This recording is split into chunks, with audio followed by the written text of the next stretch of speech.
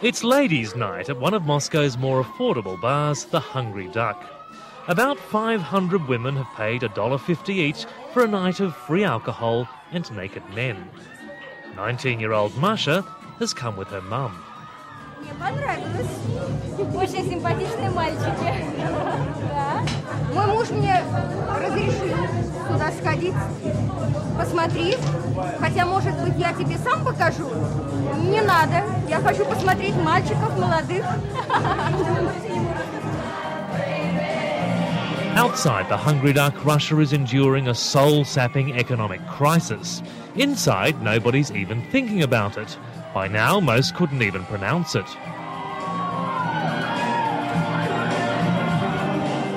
Moscow by day is a pretty grim and grey place, and since the August economic meltdown, it's been getting progressively worse.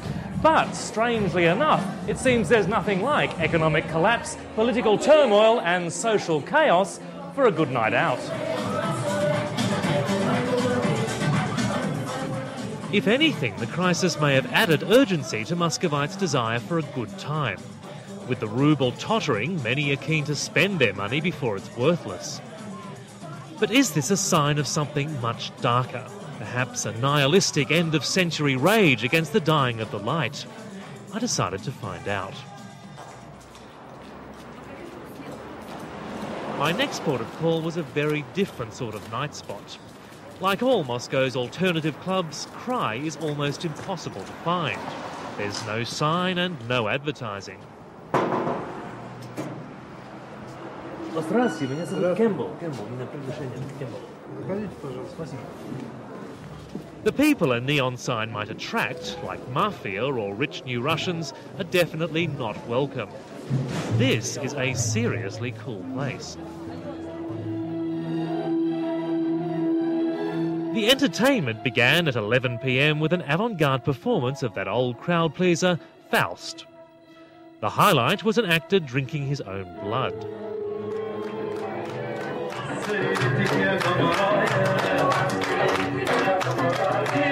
It may not look like it, but these are exciting times for places like this, just as much as for the Hungry Duck. Unlike rich Russians, artists have lost nothing from the crisis. They had nothing to start with.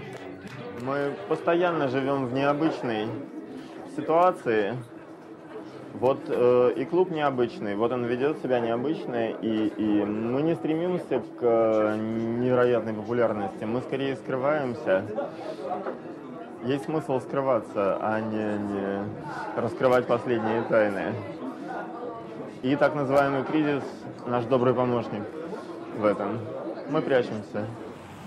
But the crisis has hurt the kind of places artists hate. The night spots that are dying are the ones popular with people who kill. At places like this, mafia and crooked businessmen pay $40 just to get through the front door. Once they're inside, a night can easily cost $500. It's a little bit outside our budget, but we're reliably informed that since the crisis, most bandits can't afford it either. No matter where they're going instead, I know one other place where you won't find them.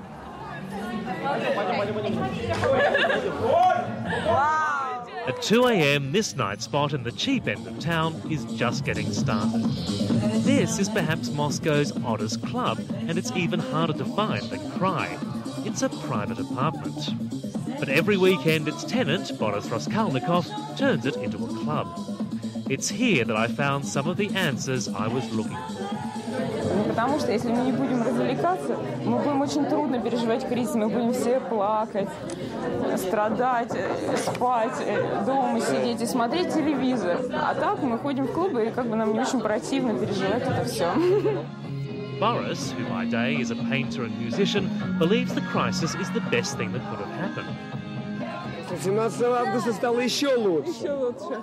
Почему? Почему лучше? Ну, потому что люди перестали думать о каких-то иллюзиях, перестали питать иллюзии.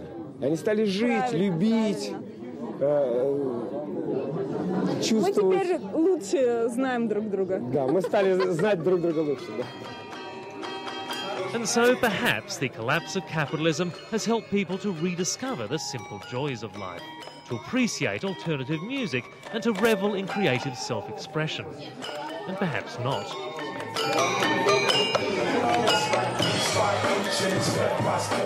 Back at the Hungry Duck, art and philosophy are the last things on anyone's mind. By 3 a.m, hundreds of men have found their way inside, and all around the room, deep and lasting relationships are being formed.